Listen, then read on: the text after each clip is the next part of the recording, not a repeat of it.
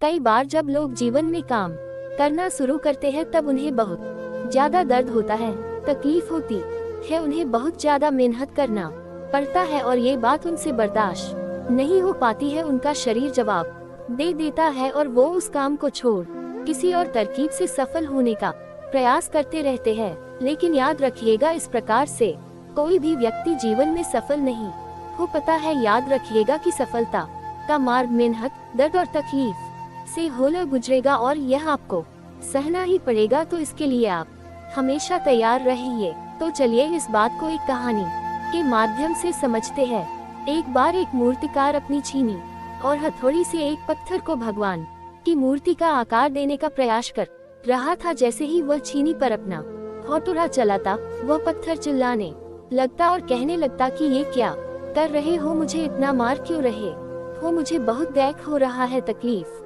हो रही है, पीड़ा हो रही है, मुझे अपने हाल पर छोड़ दो और यहाँ से चले जाओ।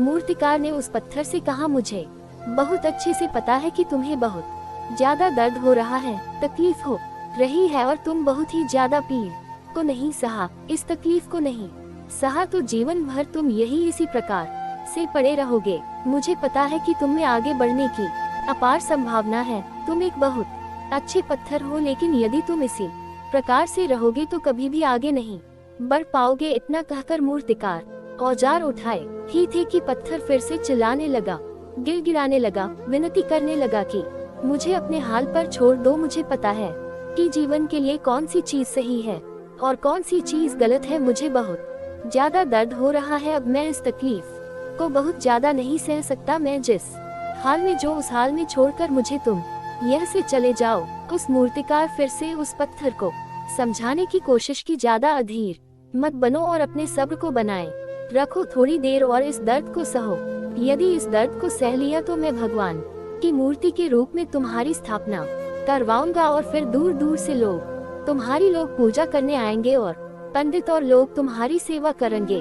लेकिन पत्थर ने उस मूर्तिकार की एक भी बात नहीं मानी, वह चिल्लाता रहा और अपनी बात पर अड़ा रहा। मूर्तिकार मैं उस पत्थर को समझाने की बहुत कोशिश की, लेकिन वो पत्थर नहीं माना। अब मूर्तिकार भी थक चुका था और वो उस पत्थर को छोड़कर आगे बढ़ गया और थोड़ी ही दूर जाकर देखा कि एक और बहुत ही अच्छा पत्थर वह पड़ा हुआ है। उसने छीनी और हथौड़ी उठाए और उस पत्थर को मूर्ति बनाने के लिए वो तैयार हो गया। मूर्तिकार ने छीनी और हथौड़ी का वार दूसरे पत्थर पर जारी रखा। दूसरे पत्थर को भी दर्द हुआ, तकलीफ उससे भी हुई, लेकिन उस पत्थर ने बर्दाश्त कर लिया और देखते ही देखते थोड़ी समय के बाद उस पत्थर ने भगवान की मूर्ति का रूप धारण कर लिया।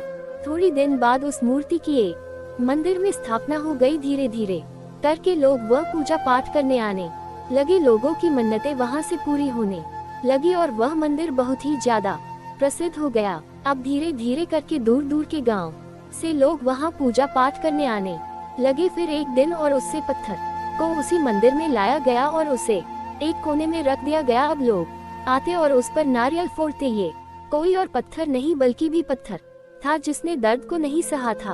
अब वो पत्थर मन ही मन बहुत ज्यादा पछता रहा था, दुखी हो रहा था और अपने आप से कह रहा था कि काश मैंने उस दिन उस दर्द को, उस तकलीफ को सह लिया होता तो आज लोग मेरी भी पूजा करते। इसलिए आप भी अपने जीवन में हमेशा याद रखिएगा कि जब भी आप अपने करियर की शुरुआत में किसी काम को कर रहे हो, पढ़ाई कर रहे हो या कोई भी काम कर रहे हो और उसमें आपको दर्द हो रहा है, तकलीफ हो रही है, ज्यादा मेहनत करना पड़ रहा है, तो आप रुकिएगा मत, किसी और रास्ते की शुरुआत मत करिएगा, क्योंकि कोई और रास्ता आपको सफलता नहीं दे सकता है। आपको उस दर्द को, उस तकलीफ को सहना ही होगा और उस दर्द को, उस तकलीफ को सहकर आप ज्यादा मजबूत बनेंगे और तभी आप अपने जीवन में आगे बढ़ पाएंगे। और जीवन में हमेशा याद रखिएगा कि आपको पहले पत्थर की तरह नहीं बल्कि दूसरे पत्थर की तरह बनना है। यदि ये कहानी आपको पसंद आई हो और इससे कोई सीख मिली हो तो अपने दोस्तों और अन्य लोगों के साथ शेयर जरूर करिएगा।